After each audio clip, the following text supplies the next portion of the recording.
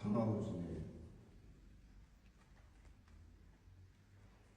әкелерінен ешқашан біріншіден өлтірік айтуды ешқашан жол бермеңдер. Әкелермен жақсы қарым-қатынаста болу керексің. Дұрыс, әкеден қорқу керек. Әкеден қорқу өсу керек. Кез келген адам қорыққаннан тәртіп алады. Айтады ғой, қорықпау керек, әшейін құрмет болу керек, сыйлау керек деп. Мә. Құр құрметтеп, құр сыйлап жүрген адамдар көп жүр ғой. Бетіңе осырып кетеді. Үстіңе таптап кетеді. Ал қорыққан адам, ол қорқады, басқаша дүние ол. Қорқу деген. Қорыққаннан сыйлаған ол басқаша дүние. Қорыққаннан құрметтеген ол басқаша. Міне мен әкемізден қорқып өскенбіз. Үйге барған кезде хайвай, шуган әкем жоқ кезде. Анамыздың бір ауыз сөзі. Әкең келатыр, жым болатынбыз. Жоқ, ашамайды. Үйде шулап жүретінбіз. Мамамыз тыңдамайтынбыз. Бір ауыз сөз әкең айтам десе болды. Мамамызға барып жығылатынбыз. Мама, пожалуйста, айтпашы папаға деп. Болды, мен келесі жол қайталамаймын деп. Жығылатынбыз. Өлтірік айтуға қорқатынбыз әкемізге. Өлтірік айтуға. Өлтірік айттық па? Мойнымызды жұлып алады. Страшно. Бір жаққа кетеміз. Түнгі сағат күн батты ма? Күн батқан кезде үйде болмашы. Болды ғой. Өлдің ғой, бітті ғой, болды. Күн батып ма уже үйге қашамыз уже. Әкеміз көріп қоймасын. Қазіргі балалар, сендер әкелеріңе өтірік айтасың. Араларында бар деді. Сол сауын көрсетпек қойын. Әкелеріңді алдайсыңдар.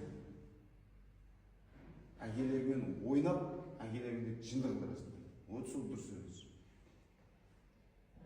Дұрыс па мен қой? Дұрыс. Әкелеріңді ешқашан алдамаңдар. Всегда тет-на-тет шындықтайды. Әке осындай болып қалды. Никогда әкелеріңді өтірік айтпаңдар. Дұрыс па мен? Дұрыс болған? Бір-екі мәрте көтіңнен бір демін, нормально өлмейсің. А қазіргі балалар осы өтірік айтқан кесірінен, білмеймін, қазіргі уақытта әкелеріміз жұмсақ па, түсінбеймін кейбір. Сөйлеспейді жер дұрыс. Сөйлесу уақытта жоқ шығар, Астанада. Азында кетеді, түнде келеді жұмысқа. Мыналар не істеп, не қойып жүргендерін. Вот сол үйде сол ана, мамалары кінәлі. То, что вот айтпайды. Мамаларын айту керек, әкең сен деп, әкең естіп қоймасын, әкең көріп қоймасын деп. Біздің әкеміз білмейтін да, мысалға бізге. Бірақ үйде мамамыз айтып отыратын. Әкең өлтірек, әкең мойын түсет, екі аяғын бір етке тұрады әкең, ол әкеміз білмейтін да, мама үйретіп отқанын білмейтін да ол. Апам ұрғанын көрмегіз, бірақ сөйтіп айтып қорқып айтып психология да. Әкеміз үйге келеді, өзіміз жындырған сияқты үйде тығылып, тыныш, қашып, қорқып. Сонда әкеміз ойлайды ғой дейміз. Түсінбейді жаңа. Балам жындырмыз ма? Не оқығаннан кетек боққан. Мені көрсе осындайды. Қазір жүресіңдер қолдарында телефон, түнгі сағат 12-1-ге дейін далада ай дейтін айшы жоқ, қой дейтін қойшы жоқ, сұрауларың жоқ, жүресіңдер. Кеше ана звондап жатыр маған. Кім ана? Есіме шығып кетті. Участковый Алматинский ровода.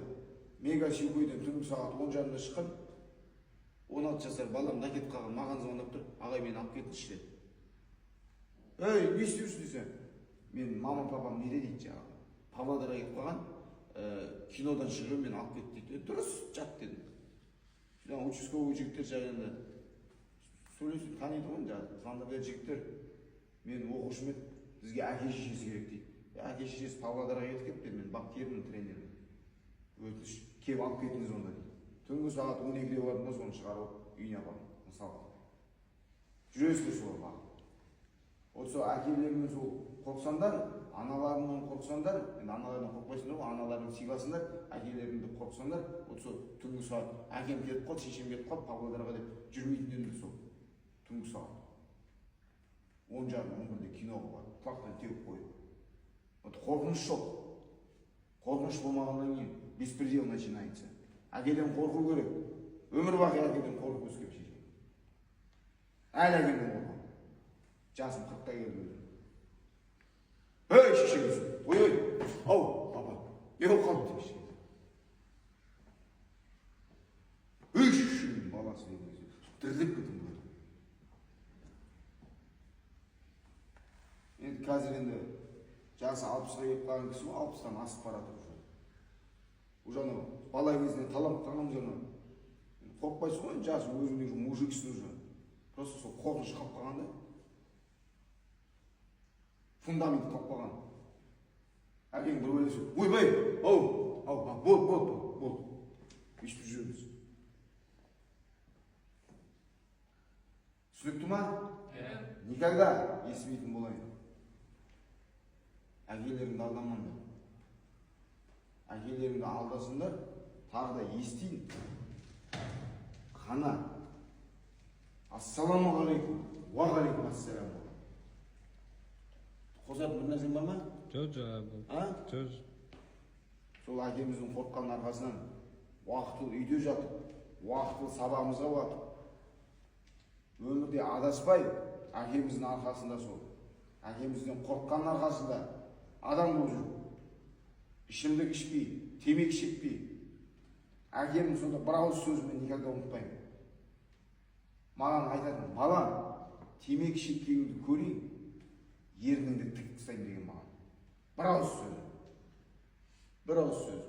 Ерніңді тік тастайын деген бала кезімде.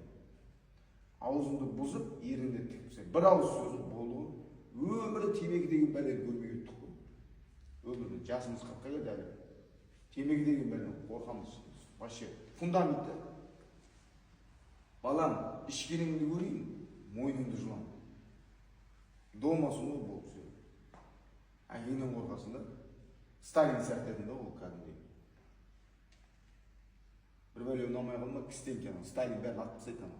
Кістенке қой. Ұнамай қалма, кістенке все.